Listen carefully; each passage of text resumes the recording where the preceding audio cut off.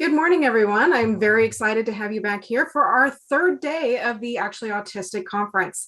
I'm very excited because this has been such an amazing journey. I've been blown away by our speakers. I've been so inspired, and I have a cat that has escaped from her little room and is down here invading all of our space. So ignore the cat and the random meows that are going to happen throughout this. For those of you that may just be joining us today, my name is Melissa Walker. I am the director of the TRIO Training Academy at Penn State University. The TRIO Training Academy was created roughly 3 years ago, initially to begin providing professional development for TRIO professionals throughout the United States. We are grant funded in that aspect. However, we also provide professional development worldwide in all aspects that can advocate and encourage others to advocate for marginalized and oppressed communities. That is one of the reasons why this particular presentation and, well, this entire conference is being brought to you today. We are offering many different types of accessibility accommodations for any person today. You will have some closed captioning going on while I am speaking. There's also some subtitles and things available to you that you might see a bar underneath the screen in order to click on and expand that as well. There is an ASL interpreter, and while I understand that ASL is uniquely American, we do want to be able to provide at least that. Additionally, we have mentioned many times, but I also want to reiterate, all of these sessions are being recorded, and we're hoping that by the end of the week, they will be archived and up on this page for you to come back and review and watch. We will also be sending out a survey today for the evaluations of the overall conference and for you to have an opportunity to comment on your favorite speakers and what things may have helped you, what inspired you, and also to give us some tips on what we could be doing better.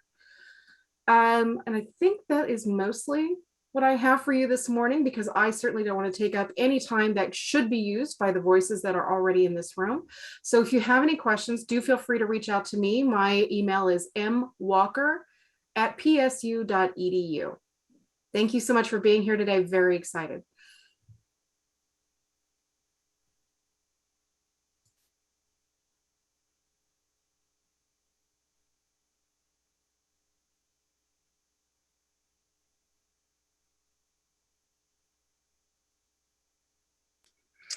Hi there, I'm Kate Jones and I'm here today with Tara Vance.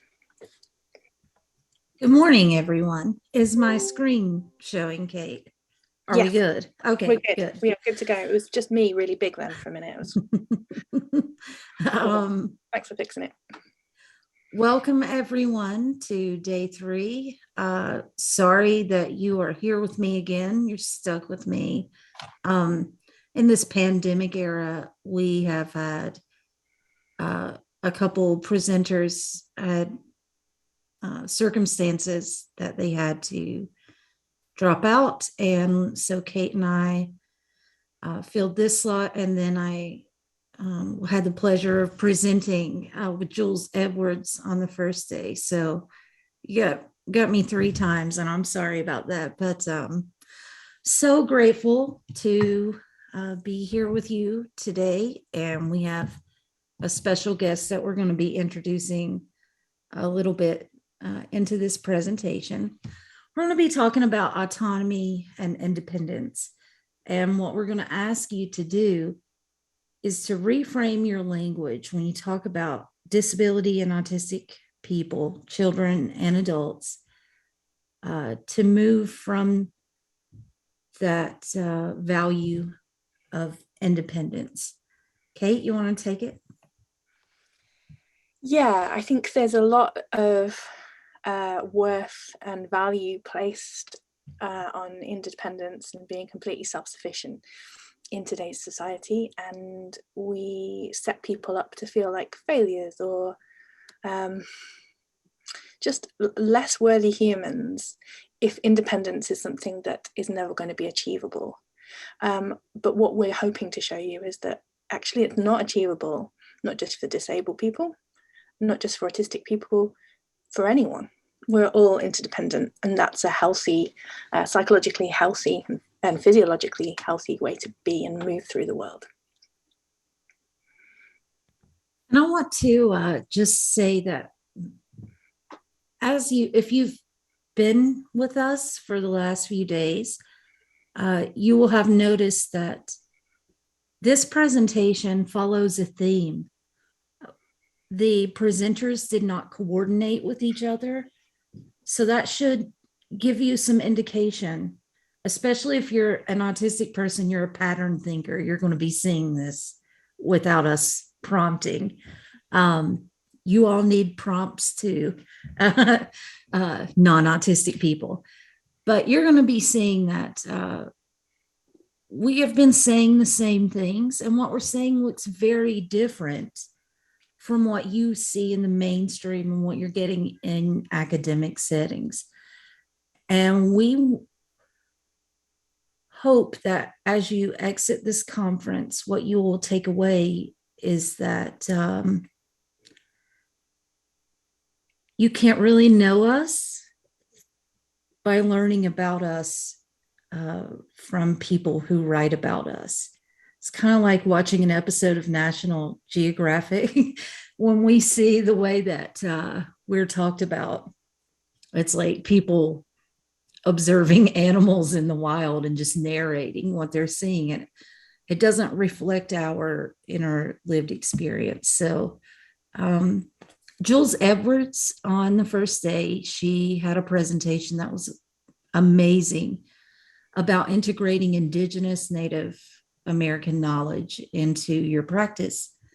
And this presentation has a lot of the same lines. It's not specifically derived from Indigenous culture, but that interconnectedness of all things works very well with autistic people. We see the world that way. And then if you heard our identity and empathy presentation, we're less defined by our social identities. So less defined by country, borders, and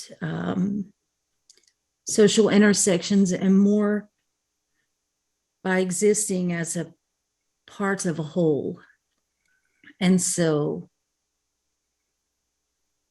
pushing for independence for us, it is one of those ways that is a nuanced way of working against our neurology. Yours too, and we hope to show you that. These definitions are not the total definitions of independence, but when it's used with disabled people, these are, this is what people mean. Kate, do you want to read those? Yeah, sure. So from Merriam-Webster, the definition is not requiring or relying on others. And from dictionary.com, it's not dependent, not depending or contingent upon something else for existence, operation, or anything. Not relying on another or others for aid or support. And that's quite a thing, to not rely on anyone. In fact, I don't know any therapist who would say that I'm a psychotherapist, and I don't know any psychotherapist who would tell you that moving through life not feeling like you can rely on anyone for aid or support is a healthy, psychologically healthy move to make. That sounds like a trauma response.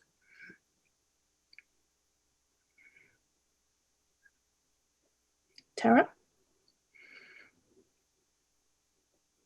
Oh, there we go. Mike was muted, sorry.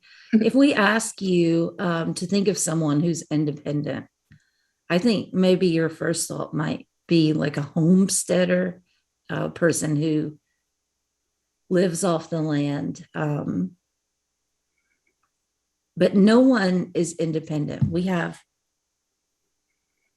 We all are a cumulative existence. You have language. You didn't invent that language and teach it to yourself. You have tools. You have education. And this drawing, Kate did. Kate's an illustrator and a psychotherapist. I'm sorry, I don't know how to make this bar go away. It just happens sometimes. So if you look at the more foundational things that, and this is a little bit some of you are thinking that's kind of like Maslow's hierarchy a little bit, but these bottom facets of just existing and privilege, safety, health, language, education, caregivers, you can't, as a human, survive without extensive caregiving from older people for years of your life. Shelter, all of those things we kind of take for granted as fundamental rights in America and most countries, probably with people joining this Zoom. But then you have these things above the ground that are less fundamental. And this is not a hierarchy. These things are just kind of randomly thrown around because even though it's a mountain shape, don't think of this as a hierarchy because all of these things, sexuality, neurodiversity, attractiveness, gender, race, they affect each other or an individual differently based on their life circumstances and the context. So if you are a minoritized person, if you're of a minoritized race, in one context, that is fine, and you don't face oppression, and then you go somewhere else later in the day and you do. So these things are contextual too. Kate?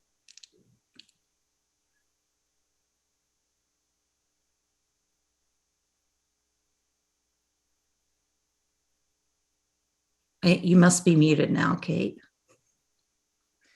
Thank you for the assist. I am not independent. Prioritizing independence places the weight of structural oppression on disabled people. So when you tell us that to be worthy and successful in life, we have to be independent and we have to work towards that the whole time, we feel that because we cannot possibly do all the things by ourselves. It sets us up to fail. And it values us only if we can do something on our own rather than what we can achieve with the right supports and accommodations.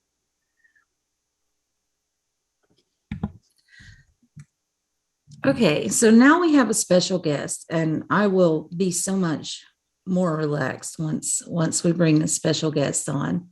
Me too. So if we want to go ahead and I'm going to stop my screen share and introduce you to Matthew Rushin. Can we? Oh, here gosh. We go. Hi. Hey, welcome. So Matthew is one of my favorite humans in the world. And we met under circumstances that were not the best, but very happy to have Matthew in my life now. Matthew was, at age 19, a mechanical engineering student, and he was working at Panera Bread, and one day he was going to meet his girlfriend at the time after her shift and just have some pastries and go back home. But that night he had a car accident, and we now know that it was due to a seizure.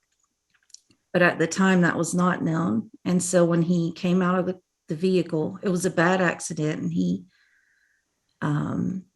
hit another vehicle. When he came out of the vehicle, his speech didn't make any sense to anyone, and he was described as being in hysterics and not understanding what he was hearing and being disoriented. And a man yelled at him, "What were you doing? Were you trying to kill yourself?" And Matthew repeated that. And police believed that that was a confession. And so Matthew was charged that night with attempted murder. He didn't remember the accident. He had a very fuzzy memory. He told the same story 10,000 times to them, all the way. He remembered everything all the way up until the point that he didn't. But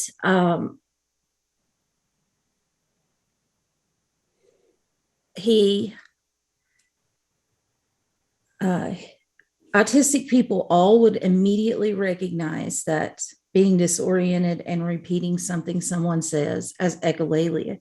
It's one of the most common autistic traits. Matthew didn't know what that was. Parents didn't know what that was. He was diagnosed, I think, age 3, right, Matthew? Yes. I was diagnosed before I started preschool. Yes. It was 3 because I I have all your records. So Matthew was sentenced to 50 years in prison and with 40 suspended, but at least 10 years served. And when the way that I came to be in Matthew's life is I was approached as the nonprofit CEO. Matthew's mother had been begging all the mainstream autistic or autism organizations for help. And they said, no, we don't do this. Or it's the person who brought it to me was from another nonprofit and said, someone needs to take this, but they won't let us because it's too political. And that was bad. But we took, I went to looking into the Matthew's social media I found online, and I contacted his mother that night after being up until 5 a.m. and she sent me all the files and all the court documents, and I looked at it and it was so obvious. He had a seizure. I said that immediately. That was like the first thing that I said to her. And this is echolalia. That's not a confession. Look, he says he doesn't even remember what he said. He doesn't know what the man said to him.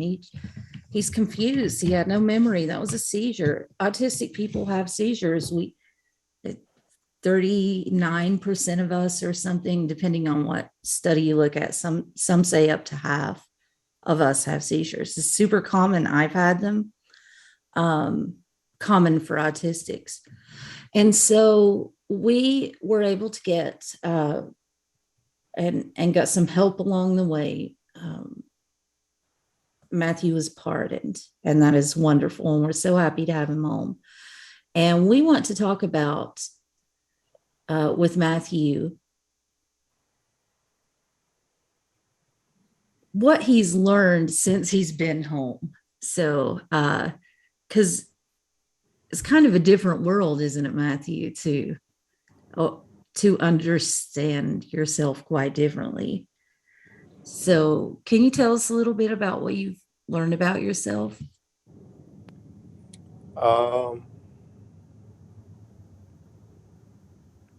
Well,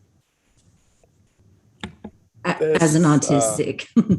yeah, I'm trying to think of when I really started self-analyzing myself. I think it was when I was locked up. Like, no, not even at the jail. It was when I got to Nottoway, the prison. That's when I started really realizing how socially awkward I was, and how not even I wasn't even socially awkward. It was just the fact that I had so many new personalities surrounding me, and not only new personalities, but sometimes volatile personalities. And that really made me look at who I was as a person, because my entire life I thought that if you went up and talked to somebody, eventually you two would have some type of commonality between the two of you. You would be able to form a bond with them. But people in that setting, it's quite the opposite. You don't talk to people. You're not supposed to talk to them. You're not supposed to make friends if you're not going to be there for that long. And of course, I had a feeling that I'd be coming home soon. But as far as everyone knew, I was going to be there for the next 7 years. So until I until we found out that the pardon was accepted and went through, I I spent a lot of time with myself. I spent a lot of time analyzing and trying to figure out exactly what was going on with me, because I didn't know about masking. I didn't know about subjugating oneself to a sort of social adaptation, I guess. But by the time I got home, I came to full terms with who I was, with what I was, what I am, who I am. Now I'm so blunt it comes off as rude sometimes, but I don't really care because I'm telling the truth, and I could care less about someone's feelings. Yeah, you should care about someone's feelings, but why are you going to save a person's emotions in the moment versus having them face those emotions now so that they can continue to acknowledge the truth as the truth and not have to face those emotions again. And that was one of the biggest um, obstacles I had to face. I couldn't regard other people's emotions when being myself. Um, Another thing I learned about Matthew was just being me. And of course, my previous point adds to that, but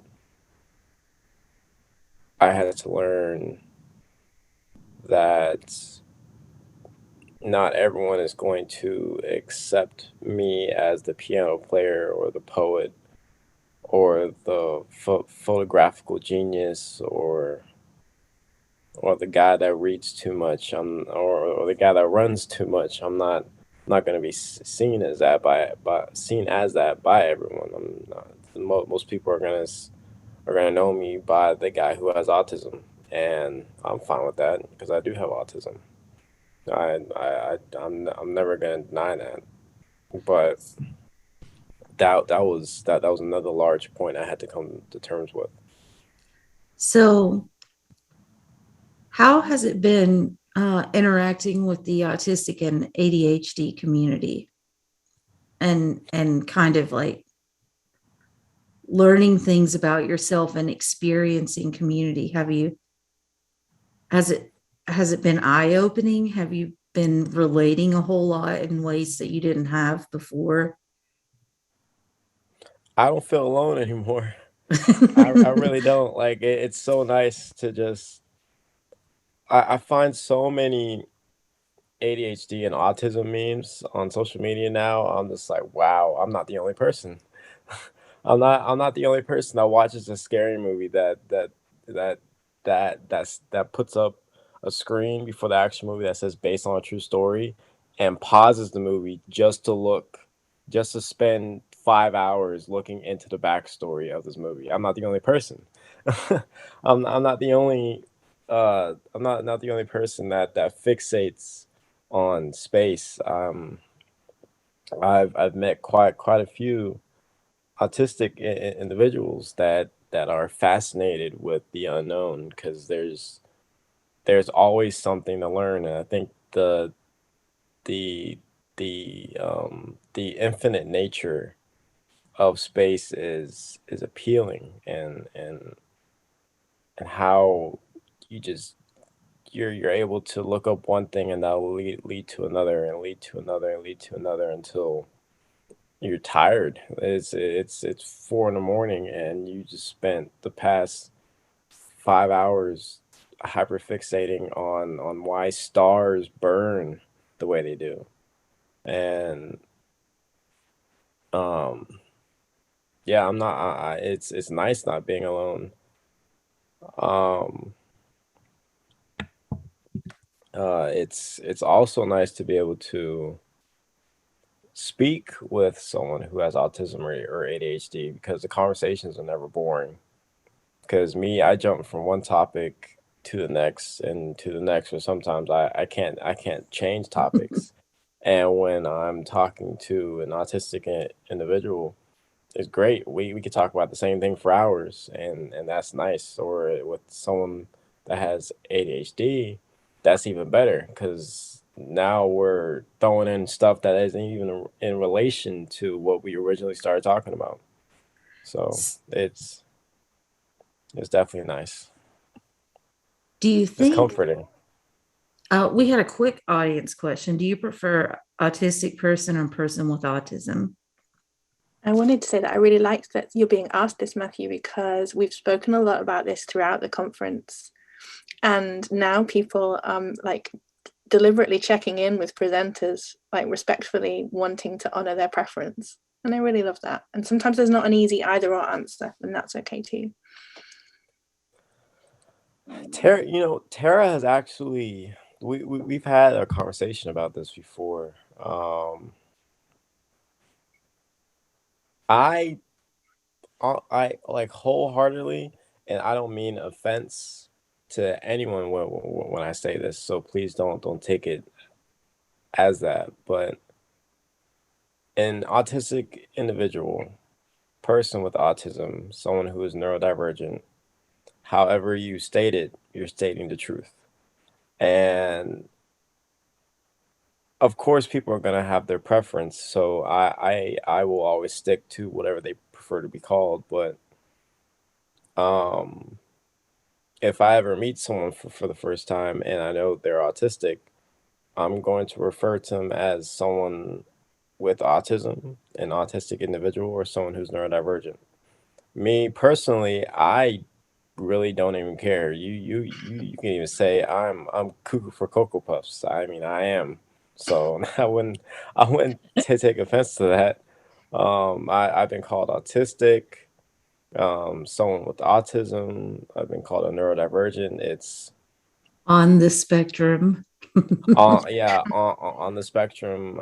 It's there. There's a slew of names that or phrases that people have referred to me as, and I personally have no care. I don't really prefer one over the other because they're all accurately stating what I am, who I am, what I have. So So what happened to you was extremely traumatic. It traumatized me. I got to know you while you were in prison. The first time I wrote you, you wrote to me, what I'm going to say is not going to make sense all the time because I don't always make sense. And I told you, don't worry, I will always know what you're talking about. And you wrote back, you're now kind of my favorite person. And now there's a million people out there who make sense to you and you make sense to them. You didn't have access to that community before. Do you think if you had known yourself, not according to that deficit paradigm where you were just a non-autistic person who had deficits and flaws, now you understand that you are a totally different neurotype with all these differences that are, sometimes things are disabling, but we're not going to call them flaws. They're just, everybody has strengths and weaknesses, but you now know communication is not deficient when you talk to other ADHDers and autistic people. And you know that, you know, you're part of the community and you've learned so many things. Had you known about the autistic community, had you known about who you were outside of that deficit model, because you really weren't thinking about being autistic when that happened. You didn't even remember or know if you still had that diagnosis, because that's what you told that night. So anyway, do you think that things would have been different had you found the autistic community before? Had your family found the autistic community before, because you didn't know we were out here? Do you think things would have been better for you? I believe so. Yeah, I definitely believe so because if I had known about echolalia or um, overstimulation or even learned more about my anxiety and how bad it can truly get and how everything is because of my autism or not, well, not everything, but how, yeah, well, how everything is in part because of my autism, I would have definitely carried myself differently. I would have been more self-aware and been able to pick apart situations at a much more controlled pace rather than just meandering about, not really placing care into any particular little facet. We know that we could have defended you from the beginning had your mom known we existed. That was a big part. You know, I've talked to your mom almost every day for the last, what, year and a half, 2 years now. Um, and she mourns that so much, that she didn't have that connection to the community before, that she didn't have all that knowledge, that it took us one day to see all these things that all these other people hadn't seen, like echolalia. Your mom didn't even know that word when I mentioned it to her. It made total sense. She didn't know autistic people have seizures all the time. So, yeah. Thank you so much for joining us and just for being who you are and being in our lives, because I just get so happy to hang out with you. So, do you have I have yet to anything you meet you want in to? person, though. Yeah, we got to make that happen soon. Most definitely. Do you have anything to say to the audience as in closing before you get out? Um,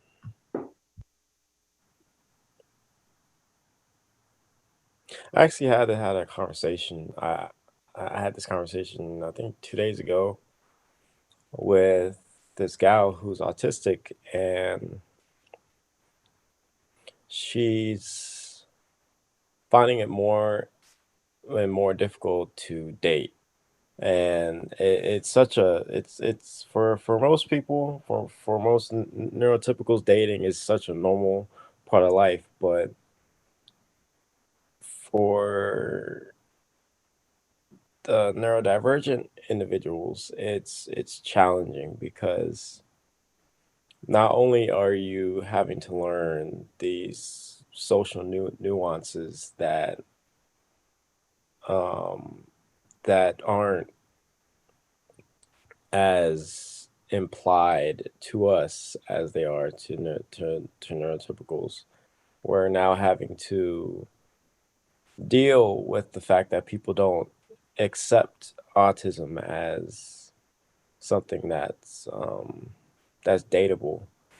And I've come across a lot of people that that won't date someone because they're autistic and they think that they're going to be undateable or not a suitable partner or anything like that. And I think that fits into the idea of having au- autom I can't even pronounce the word today. Be Autonomy. being self-sufficient, yeah, being self-sufficient and self-sustaining in your life. I had to learn that I I can't rely on eventually finding someone. That I just have to that I just have to work on me and do me until that person comes along. And this conversation hit me hard because like she eventually called me and she was crying. Like she was so hurt that people would look at her differently because of her diagnosis. And I just kept telling her that he's going to find you one day. It's not especially with someone with autism, that's like you can't just go out and put that on your dating profile and um expect people to be drawn to you, because the world just doesn't work like that. And it hurts and it sucks to say that, but it's true. Like I don't, the only reason why people want to talk to me is because they saw me on the news. They saw that I received a pardon. If you go up, if you see any other autistic and individual on social media or anywhere else, it's not the same. People don't want to talk to them because they think they're going to be too awkward or too weird, and I absolutely hate that. I absolutely do. So it's just something that once I get a better handle on my classes and my schedule, I have to start thinking of a way to socially educate. Because I've been doing it with you, Tara. I've been making those videos. I haven't made a video in a while. I really need to get back to doing that. But I need more neurotypicals to see that, because it's, especially with dating. Dating is such a large issue. I didn't realize it was that big of an issue. I thought it was just, I thought the main issue was acceptance, and I guess part of dating it is acceptance, but dating it has such a hard such a harder toll on um neuro neurodivergence, and that's just something I'm gonna have to start looking into. And we will love to host those. You can visit Neuroclassic on Facebook and watch some of Matthew's videos. And we have a YouTube channel, youtube.com/neuroclassic. You can, please somebody type that in the chat. And Matthew has an Instagram, and we'll get somebody to type that in the chat in a second too. If somebody from Penn State can type that. And we have to let Matthew go because he has a class coming up. So thank you so much, Matthew, for joining us. Of course, And it's always great talking with you. we will let the audience know that they can find you on Neuroclassic and your Instagram. So thank you so much. Have a good class, Matthew. Thanks, Thank Matthew. you. Bye. Bye. Bye. Okay, I'm going to go back to screen sharing now. And thank you for putting that in the chat, Kira. And if you have other questions for us, feel free to pop them in, and Kate will read them when it's the right time to read them. Or maybe when it's the wrong time. I can't promise. Yeah, time is not real. It's not real anyway. It's a myth, just like independence. Oh, I wish I could. If there's anyone in the chat who knows how to make that bar go away, please type it so Penn State can let us know so you don't have to look at it.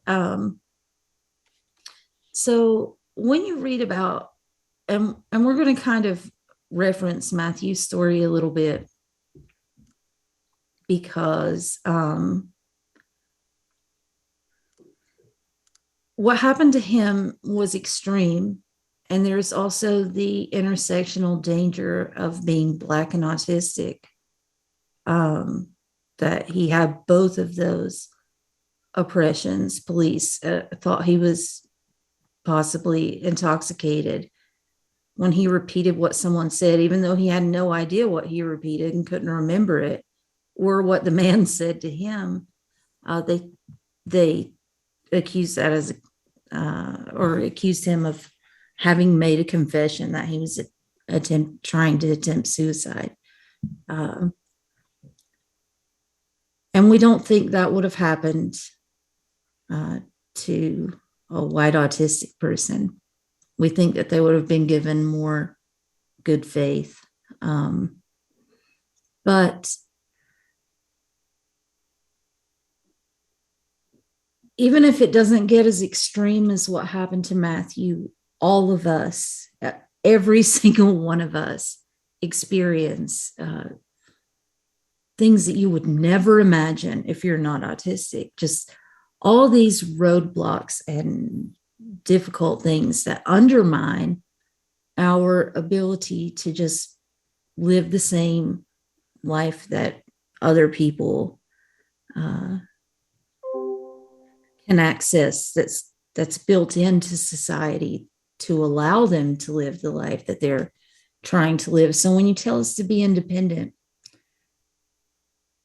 you're telling us to accept that you've built a world for you without thinking of us, that benefits the majority and does not include us. And now you're telling our children from the time that they're toddlers that they're a moral failure for not being independent. And this image kind of illustrates that point of having things built into society that don't include you. It's a picture of a boy in a wheelchair at the bottom of a set of stairs. And so, yeah, this is something that we want to challenge you to think about, because everything that you read about autism just about is I'm laughing at what we put in this graphic. Kate, I'm going to let you take over there.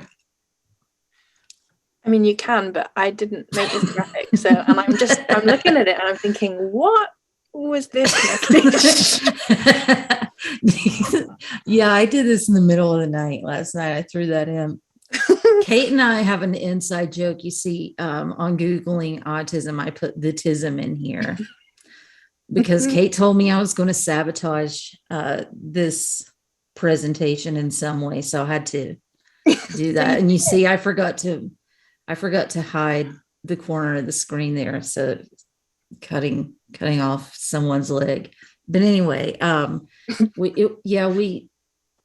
we call autism the tism all the time as a joke, to reference just the way other people see us. Oh, it's the tism, the autism. So it's just, these are the kinds of things that we see when, and I just took some of the first few results that came up when I typed in things like autism and children or autism treatment. Do you want to read this, Kate?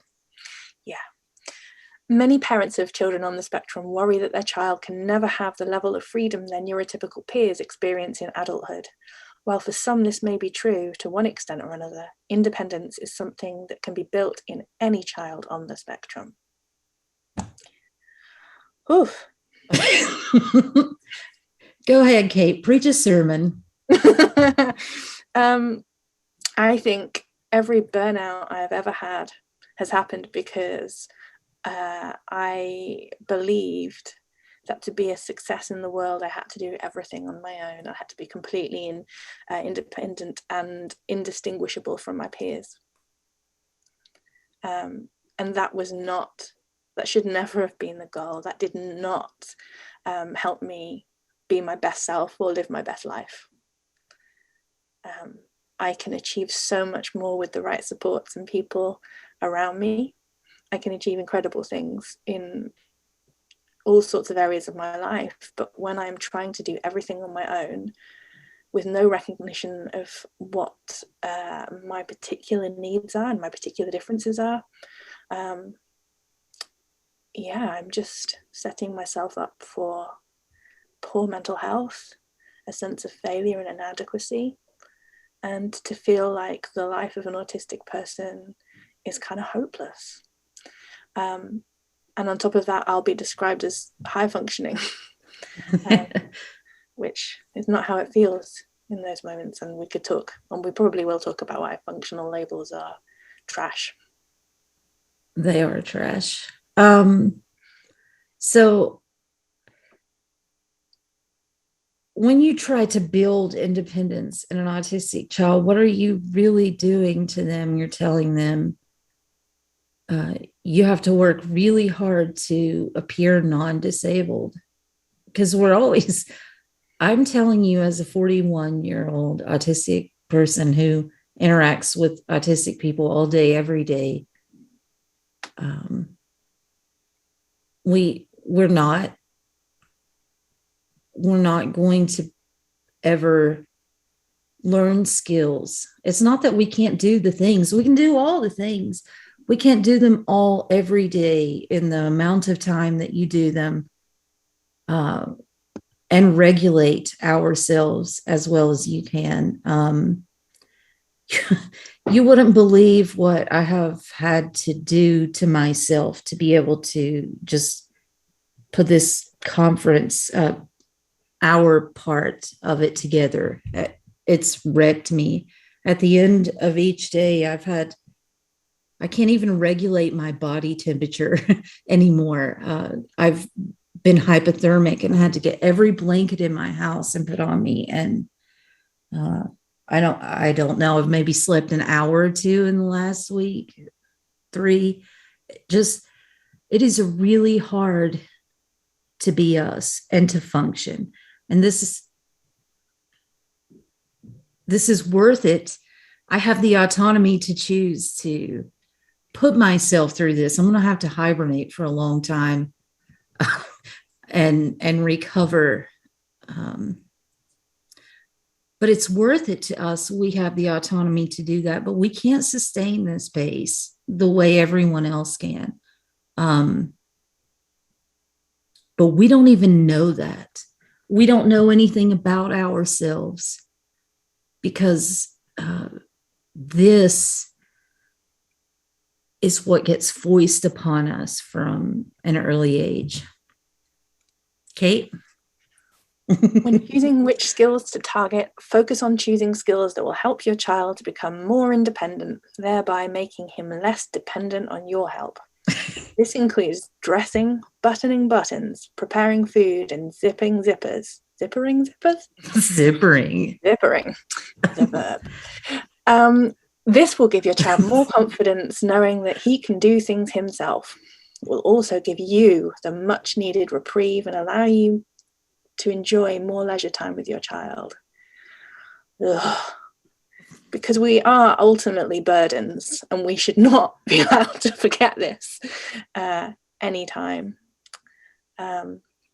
There's nothing in this entire paragraph. This is probably something that you would have read if you're non-autistic and you've just been following mainstream literature. You might look at this and be convinced and feel like this is fine and healthy and okay. No, it's not. Every autistic person in the audience right now is probably seething at this. It will not give your child confidence to push them to, your child is not dependent on you more than other children. They just have different needs, right? Or they are, but not because they're a moral failure. It might make them feel good that first time that they are able to do something they haven't done before. That doesn't mean they're going to be able to do it every time. Or you might hear my 5-year-old in the background. She's got the cutest voice ever. So you're welcome. I hope we do. Yeah, she's so cute. Her voice is the best. But she's permanently stuck on impersonating Elmo, and it is my favorite thing in the world.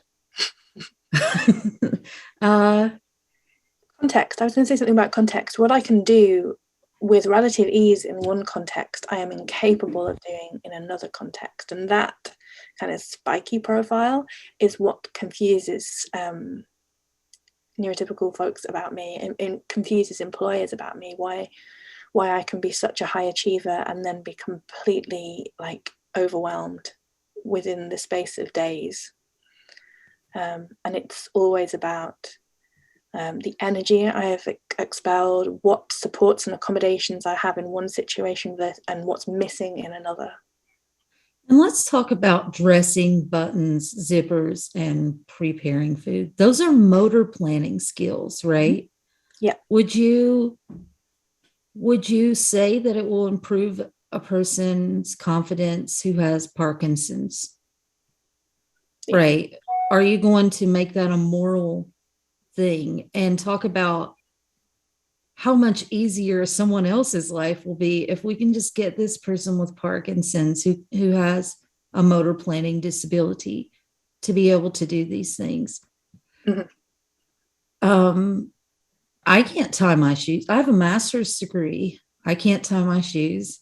I don't have to anymore because now we have those cool elastic shoestrings and fake shoestrings that are just, you step into them. Yeah, I was the kid with Velcro. The last kid in my class with Velcro. It was not cool. But yeah, so moving on. Can a person with autism spectrum disorder live an independent life? The simple answer to this question is yes. A person with autism spectrum disorder can live independently as an adult. However, not all individuals achieve the same level of independence.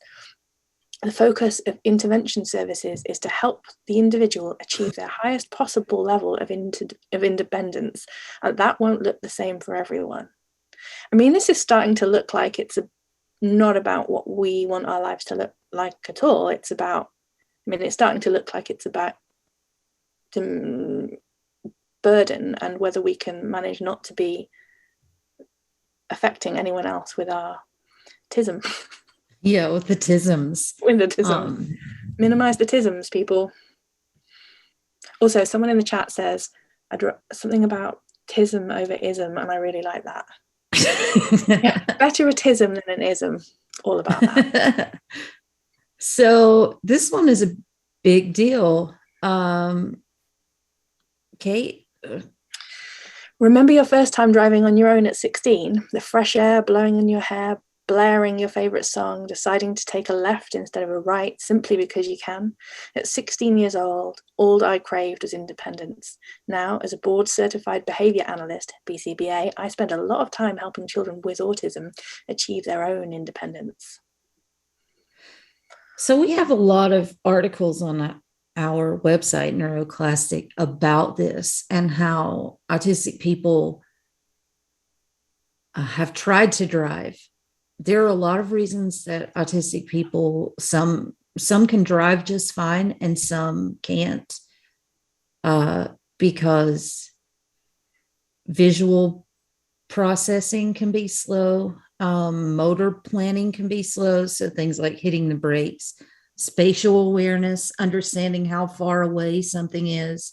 So, but yeah, we have some articles about people having this message of like, this independence that you're going to gain, and then you're going to be a real adult when you start to drive. And that's a bigger thing in America than a lot of places.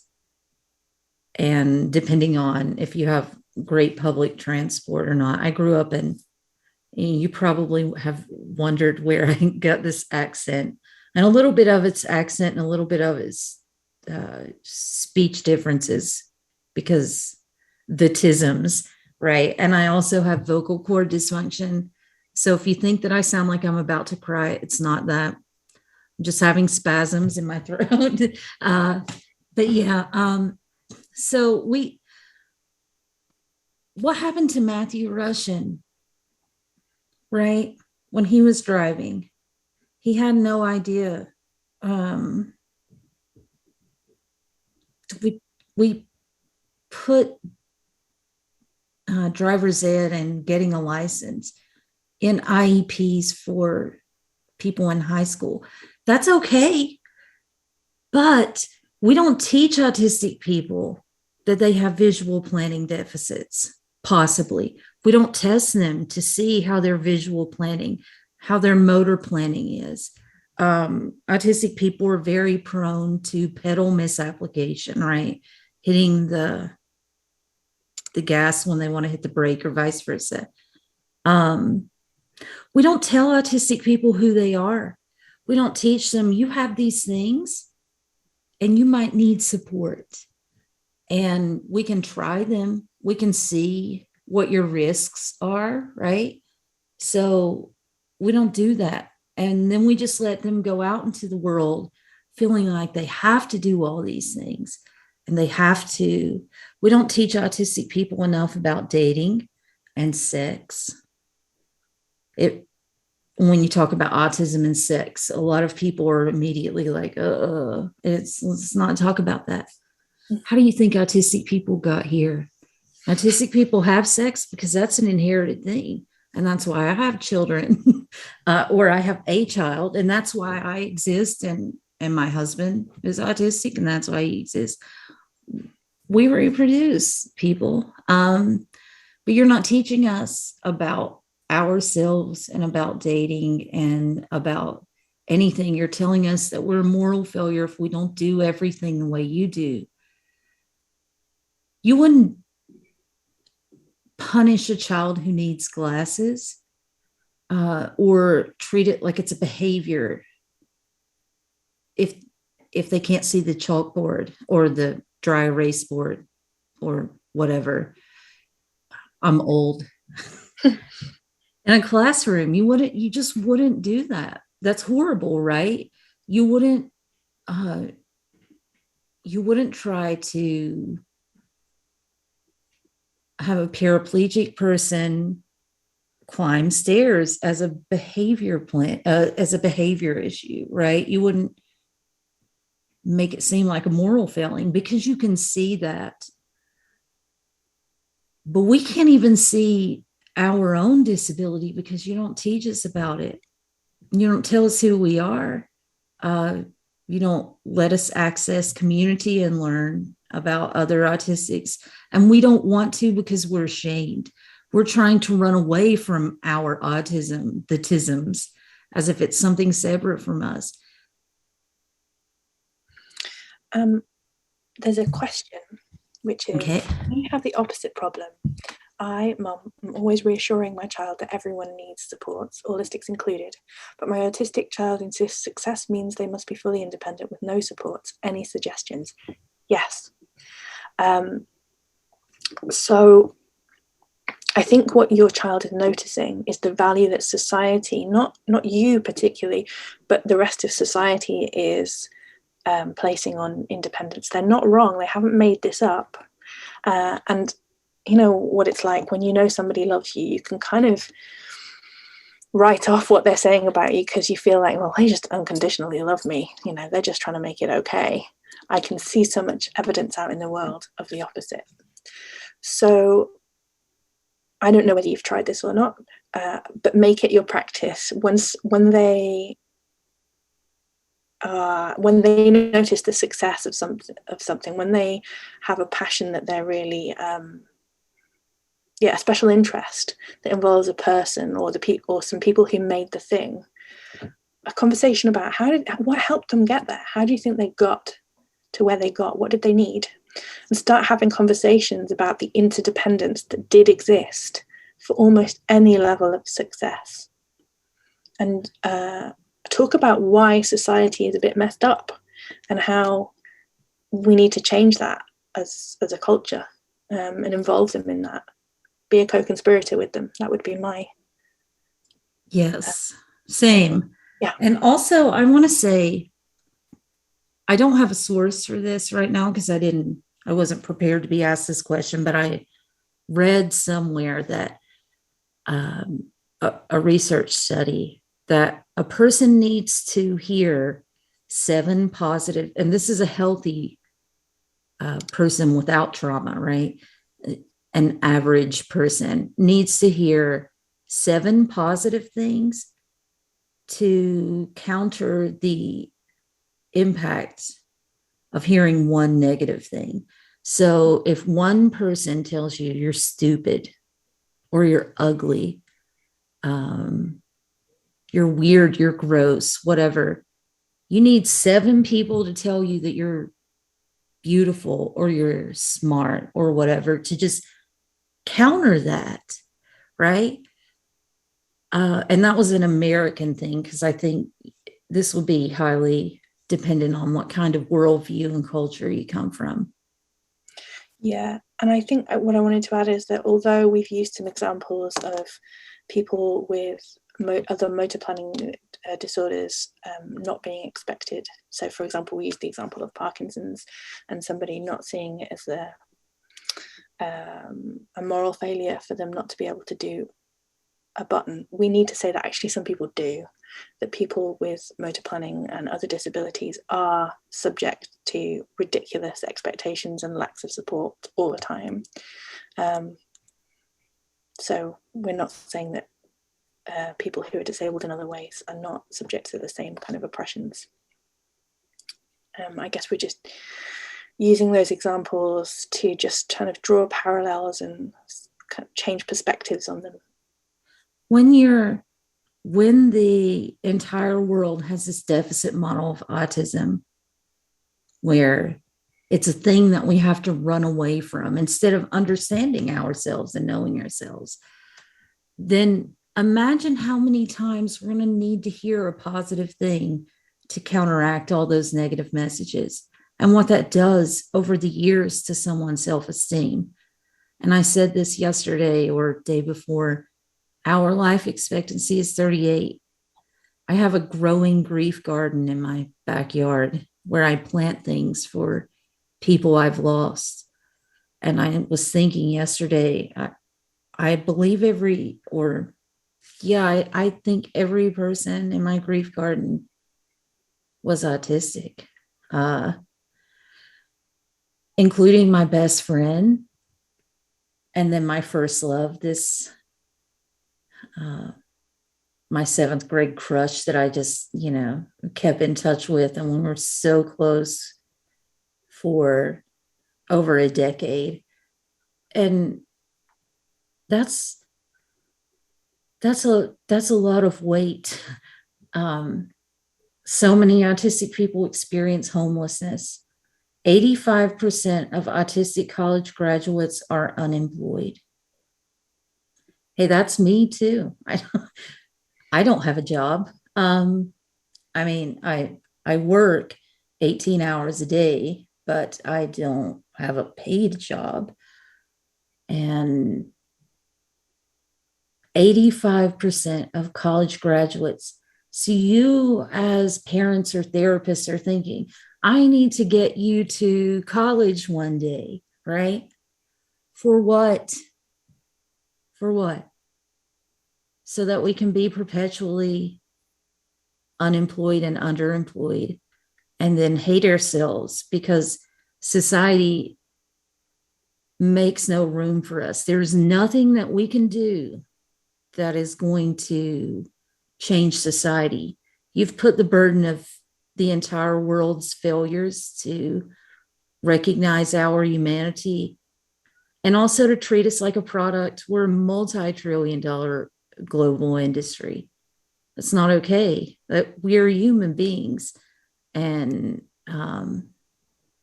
not knowing about us does this to us. We are not the reason that we're unemployed. So let's look at a case study of, this is a person who's local to me that I personally know, and I have consulted in this issue professionally. Kate, you want to read this? You got the better voice. I mean, the British voice. Yeah, okay. Mark, an autistic man, was working in a garage. I don't know what you'd say. No, I wanted you to say garage. That's why I'm here. This is what this is. That's why you're here. Yeah, okay. Mark, an autistic man, was working in a garage associated with a locally owned car dealership. Mark was always on time, was great at fixing everything and problem solving, never missed work, and never had any problems. His employer, the owner of the dealership, took note and promoted Mark to the sales floor. At first, Mark was working in small sales tires, service plans, accessories, etc. One day, the floor was busy, and one of the top car salespeople, Scott, came to assist Mark. Scott finished a slip Mark had started. Concerned with following the rules, Mark approached the senior salesperson and asked him, "Aren't we supposed to finish all the tickets we start?" Scott believed Mark was passive-aggressively accusing him of trying to steal Mark's commission, just a few dollars on a tyre sale. Mark was simply trying to watch out for Scott and himself by following the rules and ensuring neither of them got in trouble for breaking protocol. Scott went to management and complained about Mark, ranting that he just wasn't a fit for the culture. Mark was let go after the third simple misunderstanding. So this is the kind of thing that happens to autistic people every single day. You can't imagine what it feels like to constantly have your communication misinterpreted every single day, and to have a negative, malicious intent projected onto you. I mean, Matthew Rushing got a 50-year prison sentence for echolalia.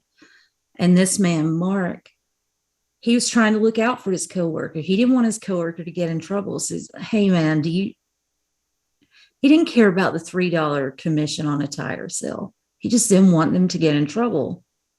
But the guy accused him of backtracking and of trying to make excuses instead of just taking accountability that he was complaining about $3. And that was never his intention.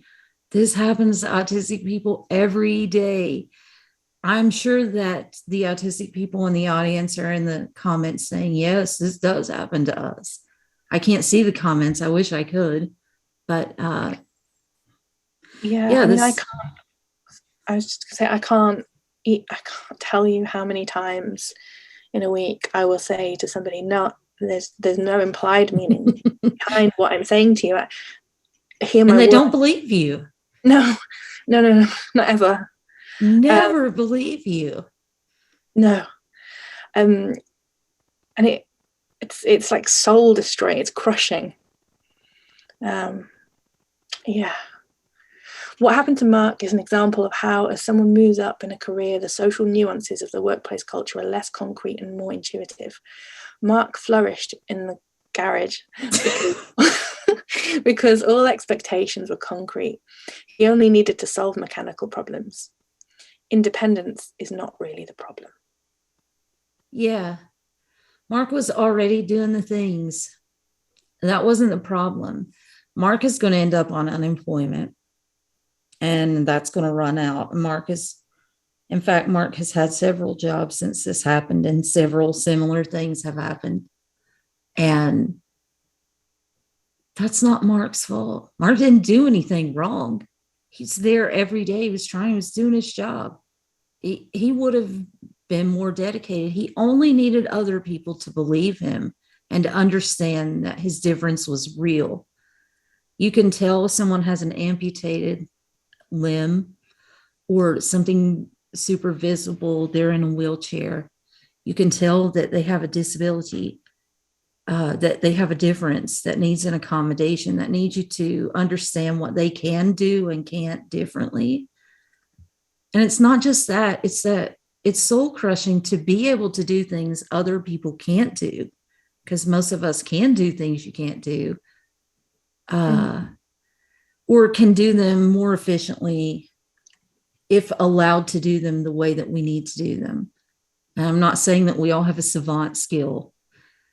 Yeah, very few of us have a savant skill, just like very few neurotypical people have a savant skill. But we do have different strengths, and we never get to exercise those.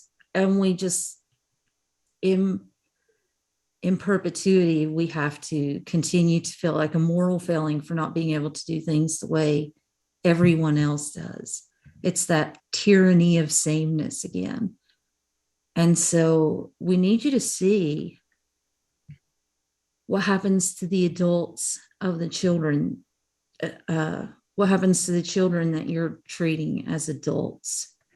How are we on time, Kate? Last I heard, so I reckon we've got about 20 minutes. Okay, let's take some questions before. Yes, okay. So there was one I really wanted to get to.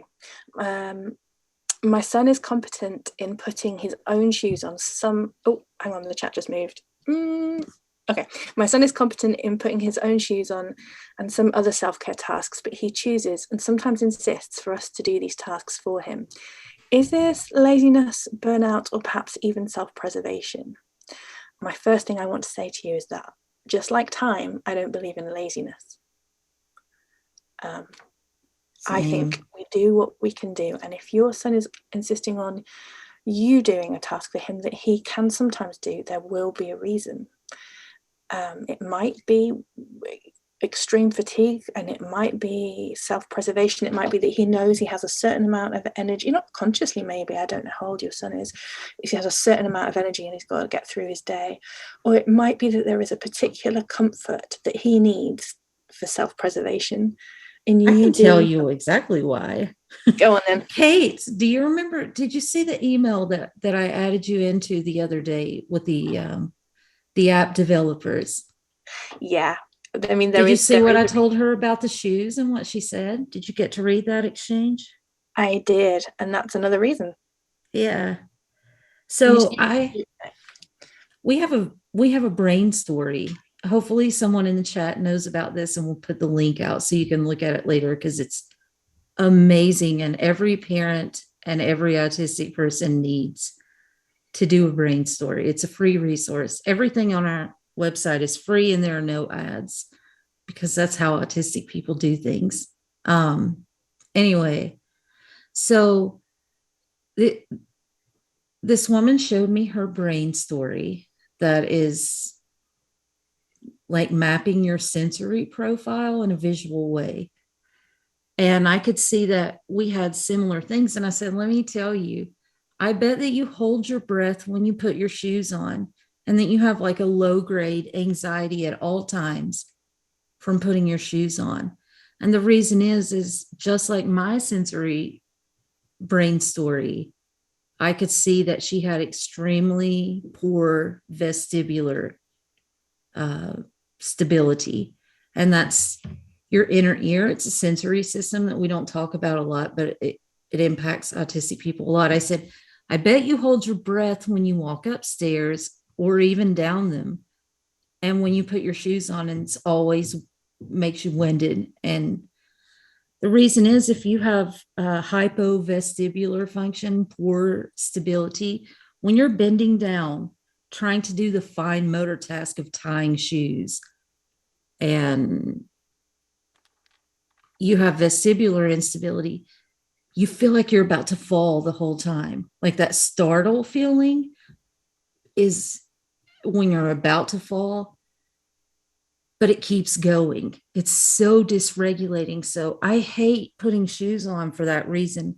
There's a brand of shoe called Kizik, Kizik, that I recently found that's so accidentally accessible. You literally just step into them. You don't have to bend down, and they pop right over the back of your foot. They don't get stuck ever. They're amazing. grab some of those. It will make your life and your I think you said your son's life much easier. So that's my guess. That's your guess. And I think that that's very likely. And I also know that my kids sometimes ask me to do something that I know that they can do sometimes. But what they're really asking for at a relational level is, will you co-regulate with me? Will you do something that I find really soothing?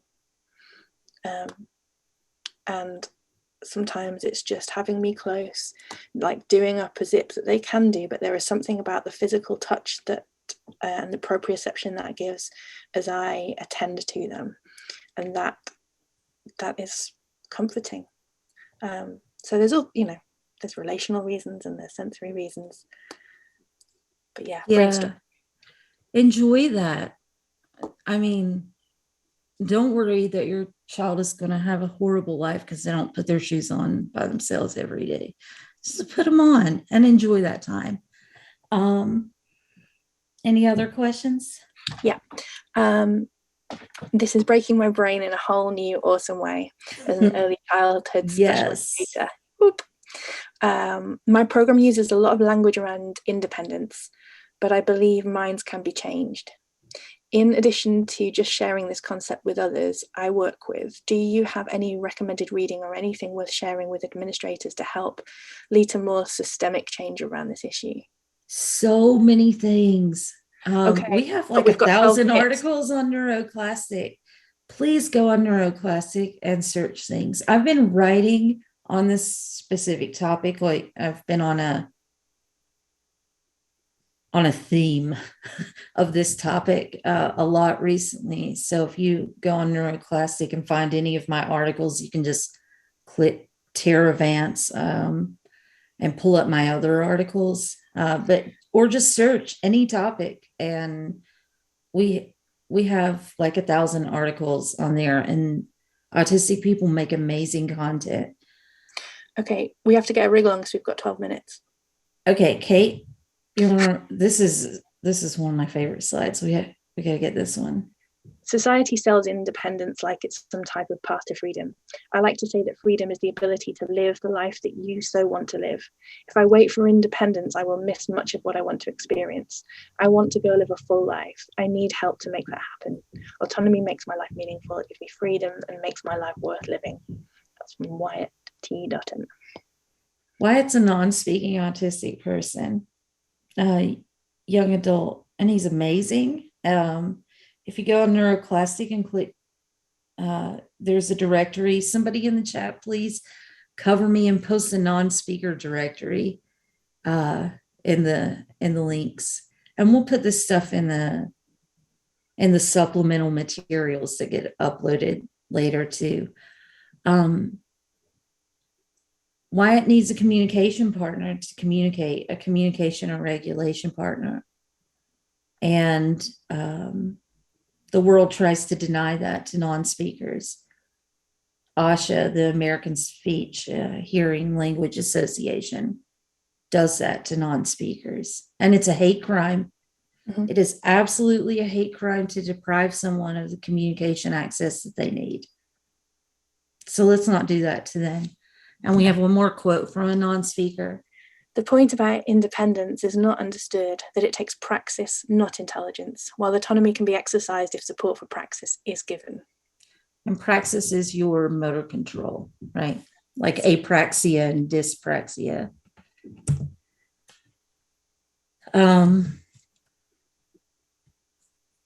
Kate? A focus on autonomy mirrors structural privilege. Relinquishing control is necessary to support autonomy. So if you're going to support autonomy, you need to give up the idea that you know the answers, you have all the tools and all the knowledge, and you get to control where support is going. So a note on goal setting. Goals should always be defined and set autonomously and supported with interdependence. This means involving young people in the writing of their education plans, so that's IEPs in the States and EHCPs in the UK. Every person should get to define their own lives and their supports. We may need someone to tell us what supports are available to us because we can't always imagine what would help. we'll need people who have expertise in supports to maybe make suggestions or try something out and help us design something that hasn't been done before, maybe. But the role of professionals is to co-conspire, to use every resource and every privilege available to us to champion the autonomy and self-determination of those we serve. We have to remember that as professionals, we are there to serve. They are not there to help us meet our KPIs and our targets and make us look like the good professionals. And if there is a problem, if there is something that isn't working, the client is not the problem. It's not that they're stubborn. It's not that they're not engaging. It's not that they're blocking. And this is all language that gets used in psychotherapy a lot. Attention seeking. Yeah. It's that we haven't got it yet. And that is our labor to do as the inverted commas professional. And Kate, real fast, when someone asks you what model of therapy you do when you work with autistic clients as a psychotherapist, what do you tell them? Well, I mean, I can tell them what my training is, which is no, not that. What you? Oh yeah, like my favorite thing in the world. I hang out with them and teach them to be like healthily, happily autistic. Like, we find favorite stims and we talk about regulation and special interests, and often with kids that means we're talking on Discord and playing Minecraft or Roblox, or where I'm drawing and they're crocheting and we're just kind of chatting about life. And it doesn't look like the thing that I was taught therapy should be. There isn't anything inherently broken with autistic children. Sure, they have often got a lot of trauma because it's inherently traumatic to be autistic in a world that doesn't understand you and isn't made for you. But the treatment for trauma is connection and safety, and connection and safety is relational. So, and validation and not gaslighting. Yes, absolutely. That texture is neurologically noxious. Like, yes, you are different. Tell me about your experience of being different. What would you need in XYZ situation to like be able to either engage with it or protest and say, no, I don't, this does not have value for me and I don't want to be here. And who is it that needs to hear you, and how shall we make that happen? Do that, please. Do that. I would so love to be able to find someone like that to support my child. But those things aren't ubiquitous. They're rare. We need more people to function autistically with their autistic kids, and autistic people need autistic people. Yeah, and so some of the work I'm doing is around supporting my field to change the way that it teaches psychotherapy so that it's more accessible to neurodivergent minds, and so that neurodivergent minds can make it through the training system and become the therapists that neurodivergent people need. But okay, so this is my friend Matty, and I have his permission and his artwork here to help me tell you about his goal setting and how he's living his best autonomous life. So Matty is 17.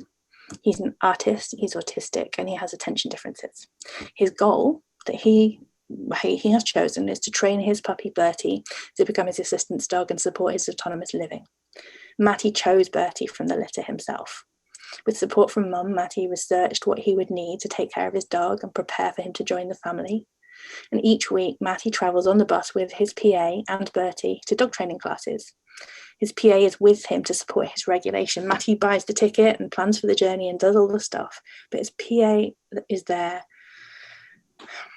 purely for the reason that it's having somebody to regulate with is how we learn to regulate ourselves. Co-regulation always comes first. And sometimes we're always going to need a co-regulator. Once Matty has Bertie trained, Bertie will be the co-regulator. Matty is working to make his PA a little bit redundant in that situation. At class, he works with the dog trainer to support Bertie's learning, and Matty gets to decide what it's important for Bertie to know in order to be his assistance dog. I love that so much. Yeah, Matty also has a great Instagram channel where he does really stylized portraits that I love, and you should definitely follow him.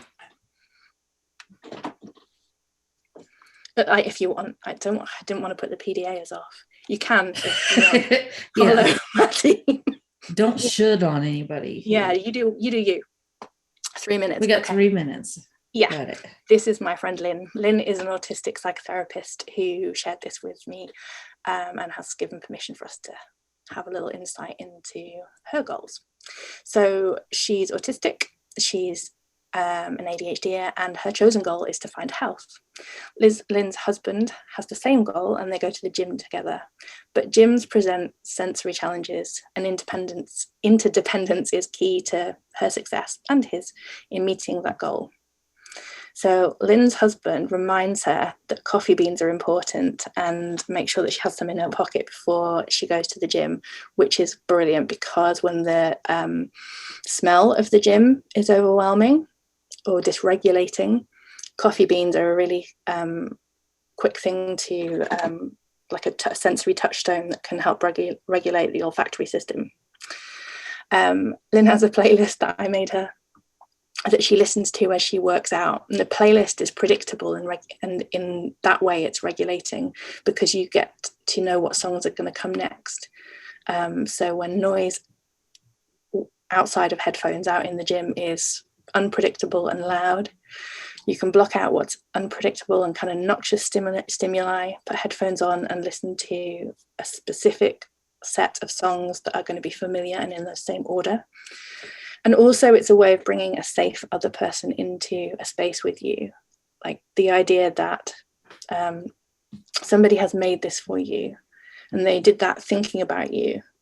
And so they're kind of a little bit there with you as you have to negotiate sensory challenge. Also having her husband around means there's a co-conspirator. There is somebody there who sees the world in a similar way to the way that she sees it, and can, I imagine, knowing them a little bit, can laugh at the dyspraxic antics that happen at the gym. Laughter is the best medicine. Information about her sensory profile is key. So one of the things that I know about Lynn is that inversion is really regulating. So if you know that a particular activity is good for you and it helps you to feel relaxed, you can use that. Sensory profiles, super important. So she's hypervestibular. Yes. This is our contact information. It's Neuroclastic on every social media. It's super easy to find us somewhere. Follow us. We put out amazing content from autistic people all the time. In closing, you can't know us without knowing us from us. So please engage with the autistic community. If you go to autistictyping.com, that's Jules Edwards. She has an amazing list of BIPOC autistic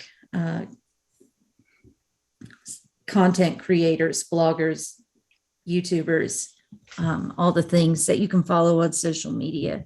Neuroclastic, we publish an average of 1 to 2 new things from autistic people every day. Not in the last few days because of this conference, but check us out. Make sure that you are learning from non-speakers and from underrepresented voices, because the vast majority of autistic advocates are white people, and that's not okay. Diagnosis is inaccessible for people of color because structural racism. And move to autonomy. Supports are not bad. Your asthma inhaler is not a moral failing. Your eyeglasses are not a moral failing. Get to know your brain story and your sensory profiling, and teach autistic people what it means to be autistic, and let them learn from their community what it means to be inside an autistic mind. Thank you so much.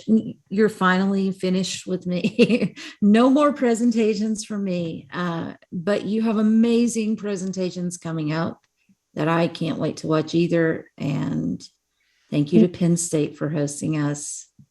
Yeah, and I know that there were questions we didn't get to. We will get given the questions afterwards and try and answer as many as we can and publish them. Is that right? Have I made that up?